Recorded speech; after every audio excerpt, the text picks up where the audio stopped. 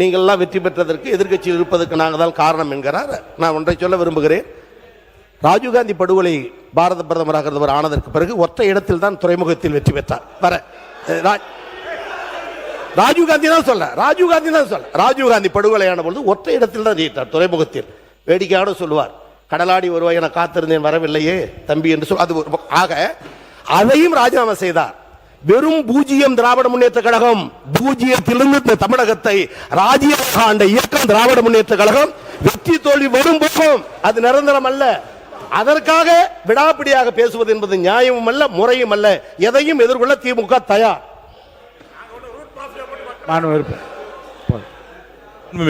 ஒரே ஒரு நிமிஷம் இவரும் கேட்டு அப்புறம் நீங்க சொல்லலாம். நீங்க சொல்லுங்க. மாண்புமிகு உறுப்பினர் நேரு அவர்கள் அவர் கேட்டபோது சேர்த்தே சொல்லிடுங்க பதில். மாண்புமிகு பேரவைத் தலைவர் அவர்களே, கூட்டணியில் இருந்து வெற்றி பெற்றோம் என்று அது நாங்கள் ஒத்துக்கொள்கிறோம், அதெல்லாம் ஒன்றுமில்லை.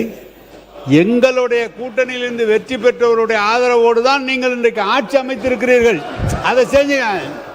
உங்களுக்கு அவ்வளவு ரோசமா தனியா நின்னா அவரை வெளியே அனுப்பிச்சு விட்டு ஆட்சி வந்தீங்க. ஏன் வெளியே அவர் வந்து 80ல தோத்து போய் நின்ன போது காங்கிரஸை கை கொடுத்தது திமுக இல்லைன்னா காங்கிரஸே வந்திருக்காது. எப்படி அப்படி சொல்றது? சவால்கள் எதிர் சவால்களுக்கு ஒரு முற்றுப்புள்ளி வைக்கிறேன். மாண்பு பொதுப்பணித்துறை அமைச்சர் இதோடு இந்த விவாதத்துக்கு முற்றுப்புள்ளி வைத்துவிட்டு மானிய கோரிக்கை நான் போக வேண்டும்.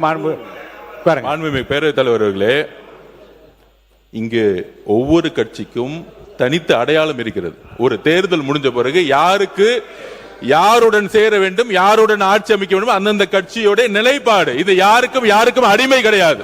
ஒரு தேர்தல் முடிஞ்சவன கூட்டணி முடிஞ்சிடும். நம்பர் 1. நம்பர் 2 சொல்றது,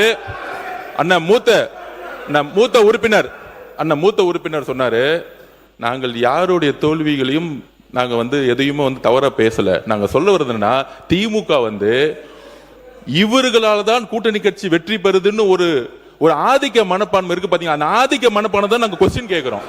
அந்த ஆதிக்க மனப்பான்மை தவிர எல்லாரும் சேர்ந்துதான் ஒரு வெற்றியை உருவாக்கி இருக்காங்க. அதை பதிவு பண்றோம். எல்லா கட்சிகளும் சேர்ந்து ஒரு கூட்டணி உருவாக்கிய பொழுது அந்த வெற்றிக்கான காரணம் எல்லா கட்சிகளும் சமமா சொல்லணும். நாங்க என்னாலதான் நீங்க வெற்றி பெற்றீங்க, என்னாலதான் விசிக வெற்றி பெற்றது, என்னாலதான் நீங்க இந்த இடத்துல அந்த ஆதிக்கம் தவறுங்கிறதா நாங்க பதிவு பண்றோம். உறுப்பினருக்கு முற்றுப்புள்ளி வைக்கிறேன். வெற்றியும் தோல்வி மக்களாலே வந்தது, ஏற்றுக்கொள்வோம். மாண்புமிகு உறுப்பினர் தலவாய் சுந்தர் ஒரு கேள்வி கேட்கிறேன், கிளாரிபிகேஷன். உறுப்பினர் தலவாய் சுந்தர் வாங்க. என்ன இப்ப என்ன பேச விரும்புறீங்களா? உறுப்பினர் கே என் நேரு அவர்கள். மாண்புமிகு பேரவைத் தலைவர் அவர்களே, எங்களால தான் அவங்க வெற்றி பெற்றாங்கன்னு நாங்கள் சொல்றோம். இல்லை, அவங்களும் சேர்த்து தான் நீங்க வெற்றி பெற்றாங்க. நாங்கள் தனியா நின்னாங்க. அவங்க எங்களை விட்டுட்டு எங்கேயாவது தமிழ்நாட்டில் இடத்த வெற்றி பெற்றிருக்காங்களா கேளு. வெற்றி பெற்றிருக்காங்க கேளு. திமுக இல்லைன்னா அவங்க வெற்றி பெற முடியாது. போதும், இந்த கேள்வி போதும். அவை முன்னவர் போதும்.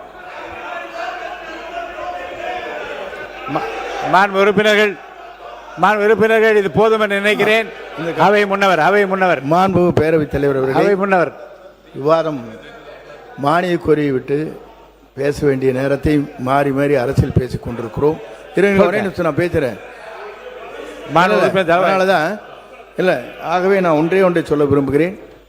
97 பேர் வச்சுட்டு ஒரு ஆட்சி அவங்களுடைய சப்போர்ட் நீங்க பண்ணிட்டு இருந்தீங்க. அவங்களுக்கு ஏதாவது ஹெல்ப் பண்ணீங்களா? 2006 அந்த கட்சியை உங்களோட இருந்தே இணைந்து அவர் சப்போர்ட் செய்தார்களே, அவர்களுக்காக அமைச்சரவை இடம் பெற்றிருக்கிறது, இன்றைக்கு கொடுக்கப்பட்டிருக்கிற அதை நீங்க கொடுத்தீங்களா? முதல்ல திமுக தனியா நின்று ஜெயிச்சிருக்கா? இல்ல, திமுக தனியா நின்று ஜெயிச்சிருக்கா? ஒரு தேர்தலையாவது திமுக தனித்து நின்று வெற்றி பெற்றிருக்கிறதா சொல்லுங்க. அப்புறம் வேணா நாங்க மாண்புமிகு உறுப்பினர் கே நேரு அவர்கள் இந்த பதில்.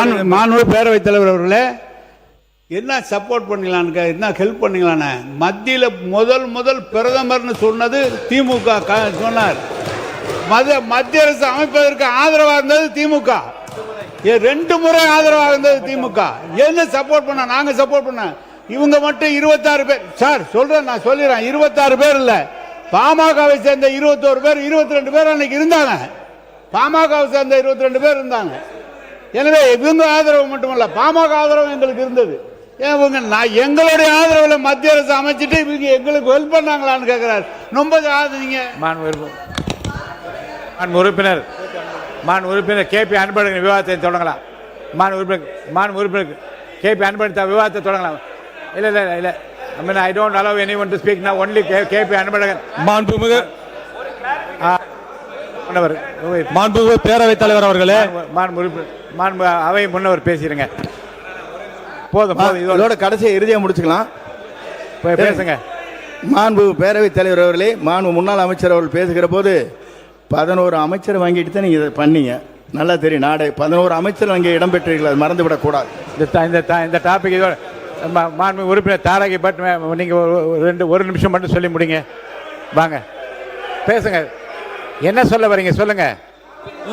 மாண்புமிகு பேரவைத் தலைவர் அவர்களே, அவங்க இன்னைக்கு ஆட்சியை பற்றி எல்லாம் பேசிட்டு இருக்கிறாங்க. இன்னைக்கு அவங்க சொல்லாங்க தனியா நிக்க முடியுமான்னு. எங்களுடைய பாரத் ஜோடா யாத்திரை நடந்ததுனால தான் உங்களுக்கு இவ்வளவு எம்பிஸ் மேல கிடைச்சதுங்கிறத மறந்து விடக் கூடாது.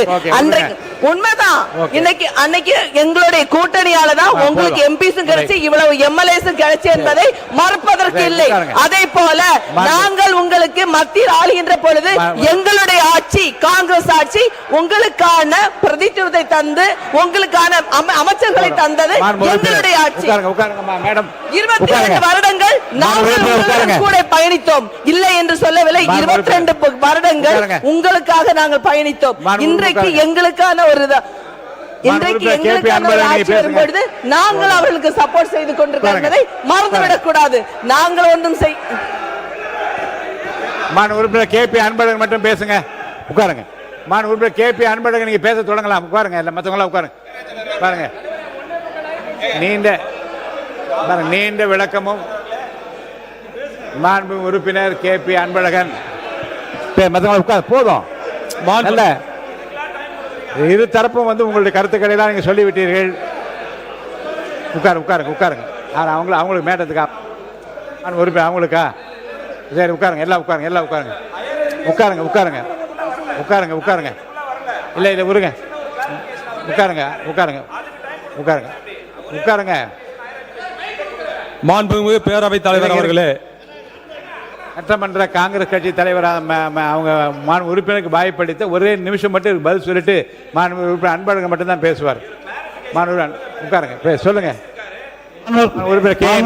தலைவர்களே, அவங்க தமிழ்நாட்டில் மட்டும் யாத்திரை போகல, இந்தியா பூரா யாத்திரை போனாங்க. இந்தியா பூரா போது 40 இடம், தமிழ்நாட்டில் மட்டும் 10 இடம் உங்களுக்கு கொடுத்துருக்கோம், ஜெயிக்க வச்சிருக்கோம். போதும். நீங்க ஒண்ணு சொல்லுங்க, போதும். தமிழ்நாட்டில் மட்டும் நீங்க பெற்றது கூட ஊரு பூரா 2 இடம் பெற்ற கூட 10 இடம் கொடுத்தது காங்கிரஸுக்கு. நாங்க அதை பார்த்து கேபி அன்பழகன் பேசலாம். நீங்க இனி யாரையும் அனுமதிக்க முடியாது. உறுப்பினர் கேபி அன்பழகன் மானிய கோரிக்கை மீது நீங்க பேசலாம். பேரவைத் தலைவர் அவர்களே, உட்காருங்க.